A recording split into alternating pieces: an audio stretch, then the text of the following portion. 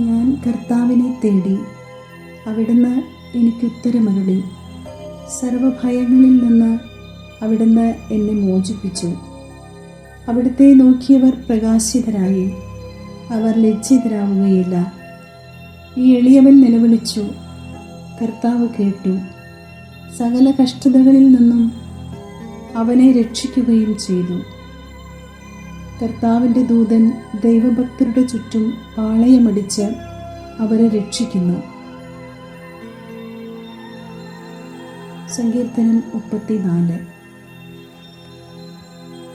കർത്താവിനെ നോക്കുമ്പോഴാണ് ജീവിതം പ്രകാശപൂർണമാകുക. സർവഭയങ്ങളിൽ നിന്നും മോചനവും രക്ഷയും തരാൻ അവിടത്തേക്ക് സാധിക്കും. കർത്താവിൽ ആശ്രയിക്കുന്നവന് ഒരു നാളും ലജ്ജിക്കേണ്ടി വരികയില്ല.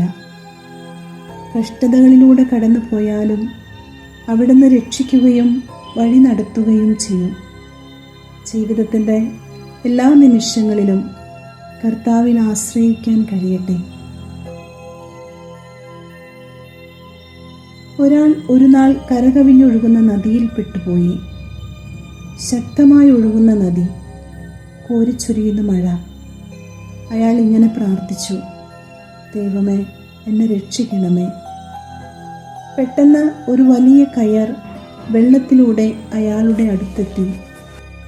കയർ കണ്ട സന്തോഷത്തിൽ അയാൾ കയറിൽ പിടിച്ചുവെങ്കിലും അയാൾ അതിൽ പിടിച്ച് രക്ഷപ്പെടാനുള്ള ശ്രമം നടത്താൻ മറന്നുപോയി. സന്തോഷത്താൽ അയാൾ പറഞ്ഞു, എല്ലാം ദൈവം ചെയ്തുകൊള്ളും എന്ന്. എന്നാൽ അയാൾ അറിയാതെ തന്നെ അയാൾ ലക്ഷ്യസ്ഥാനത്ത് എത്തിയിരുന്നു. കർത്താവിൽ ആശ്രയിക്കുന്നവനെ അവിടുത്തെ സ്നേഹം വലയം ചെയ്യും.